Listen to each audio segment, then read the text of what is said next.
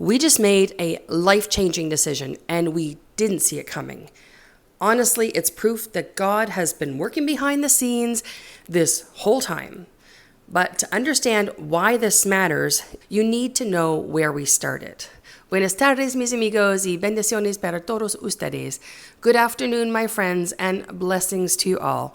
My name is Charity Hagenars y bienvenidos a mi canal, and welcome back if we're already old amigos. Si no hablas inglés, y si este video también en español solo para ti. So who exactly is the Hagenars family? Because without this context, what we just did might seem a little crazy. All throughout our lives, especially our married life, we've always had a full house.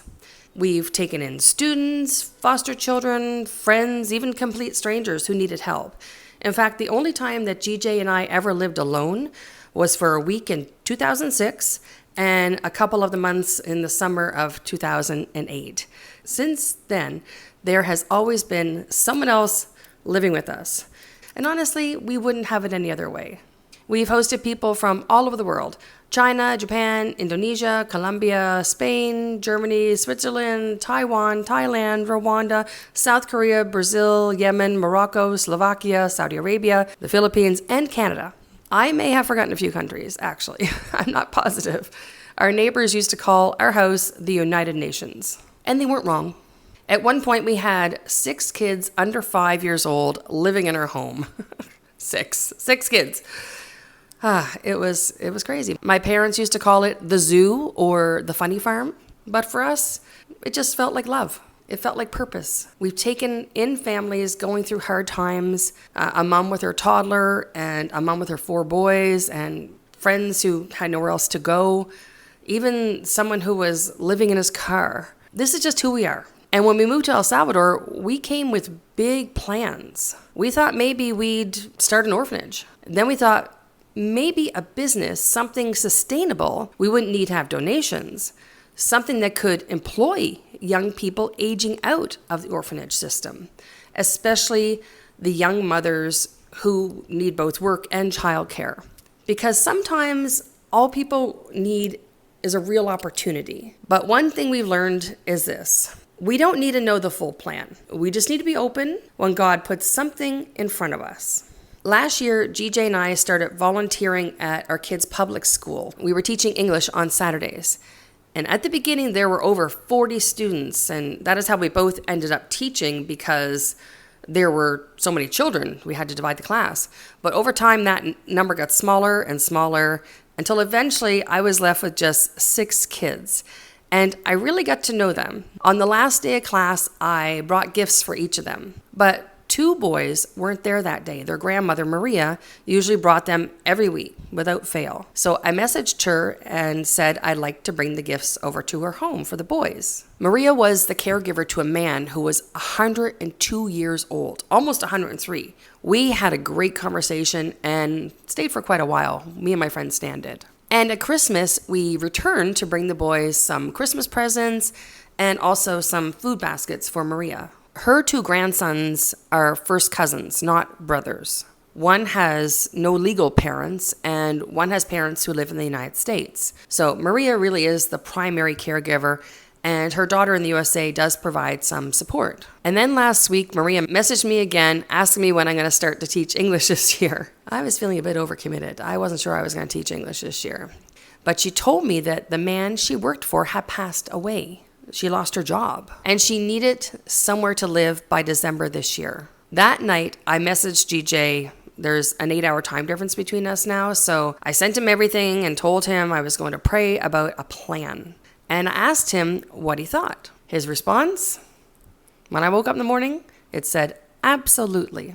The next day, I went to see Maria, and that visit changed everything. When I arrived at their home, I didn't fully understand what I was about to see, so let me show it to you. This is where they were living, and I want you to really take this in. The bathroom, it's outside. There's no roof and there's no door. It's just a little structure over a septic pit with 2 little toilet seat things. And the kitchen, also outside. covered, but barely. The roof is full of holes, which means when the rainy season comes, everything gets wet. And this is their shower. A curtain beside the pila with a pipe over the top. No shower head. That's it. Just the open pipe. Inside, there are just 2 rooms, multiple people sharing very little space. There's a bed and a couch and everything packed tightly together in this one room. And Maria has this bigger space. There are these old beds in here that the old man used to sleep on. And the boys, they were just sitting there watching videos like any other kids would. And that's the thing that really hit me. These are just normal kids with dreams, with a future, but living in conditions that most people watching this video have never experienced. And I know this kind of situation is more common than we'd like to admit here. It might even be a majority of the country that lives like this. But in that moment, I just kept thinking, what if they didn't have to live like this? And I told her, you can come live with us. No rent, no utilities, no food costs. We will be your family. She was in shock. She just kept thanking God over and over again. And within an hour and a half, they had packed everything they needed, and they were sitting in the backseat of my car, ready to start a new life. But here's the part that really stayed with me. She gave most of her belongings away to neighbors who had even less. We were blessing her, and she was blessing others. God is always working. Now they're living with us. We've officially added 3 more people to our family. The boys, Alfredo and David, are adjusting so well. And their favorite thing is Alexa. Our Alexa's wake word is computer. So I told them that was the first word they have to pronounce in perfect English if they want to give her a command. I set their Alexa's language to Spanish, but they still have to wake her up first. They think it's the coolest thing ever. They were pretty impressed when I gave a voice command to control the lights too. Maria is only 55 years old, but she's lived a very hard life. Now she finally has the chance to take care of her own health, to rest, to breathe. And for us, we trust that God will continue to provide because He always has, even in the hardest times. Somehow, something always came through. And I know this will be no different. We are fully immersed in the Spanish language now, 24/7, sink or swim. Also, this is a great opportunity for them to learn English as well, for the boys' future careers. I remember one time in my class, I told them that one day they would look back and remember their first English teacher. Now that I think about it, that was rather prophetic. They will never forget this, and they still call me teacher. Some people think what we did was crazy, or they think that we are crazy. We have learned to listen to God speaking to us, and that is how we ended up in El Salvador in the first place. And if you think about how He led us to Lourdes, to putting our kids in public school, to volunteer teaching at the school, to meeting Maria and her grandsons, only He could devise such an elaborate plan to connect our families. We listen to God. If we don't, we put our salvation in jeopardy. And if you want to support what we're doing, like this video, subscribe to our channel, and watch our other content. Every single view actually helps us to continue supporting this family. And if you feel led to help in another way, you can reach out to us directly at youtube@haganars.com.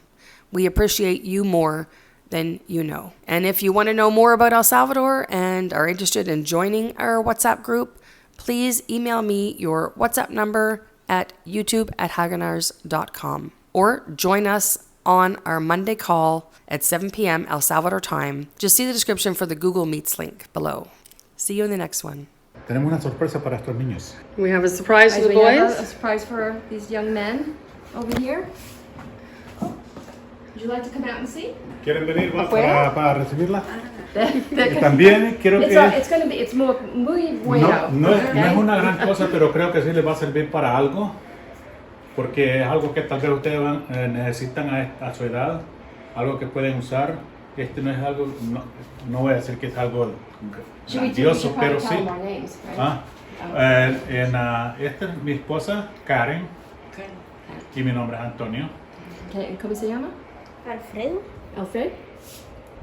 And David. David. David. Okay. Yeah. Okay, well, it's nice to meet you.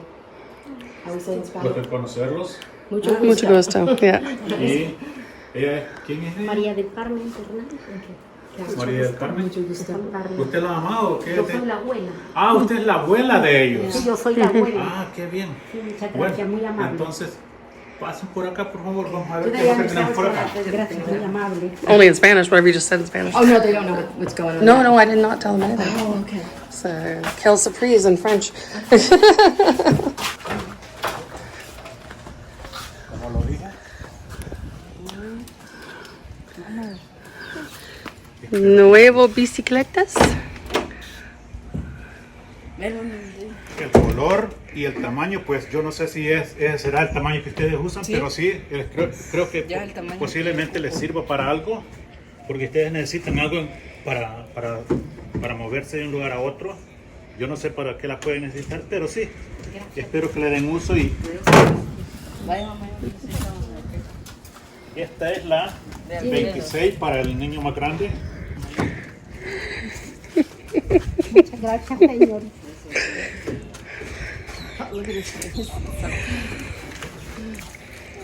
Esta es la suya. Qué feliz estoy.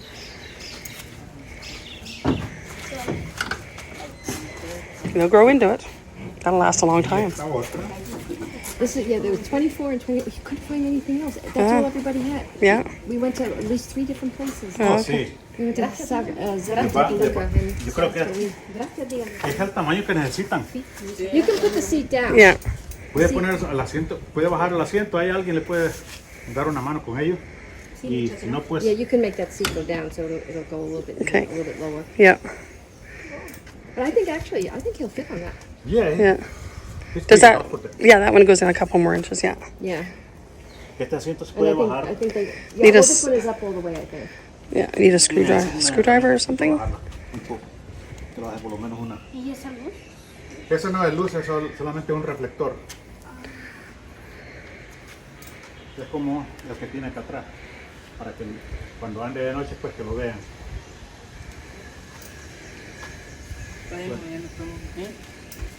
Eso es lo que tenemos para ustedes hoy este día. Espero pues que la disfruten y que tengan un buen día. Muchas gracias, muy amable. Le agradecemos mucho, oye. Bueno, muchas gracias. Para nosotros es de mucha ayuda. ¿Se gusta? Oh, we got water bottles too. So. Yeah, they're water bottles. Yeah. Botella de agua. Don't forget to hit the like button.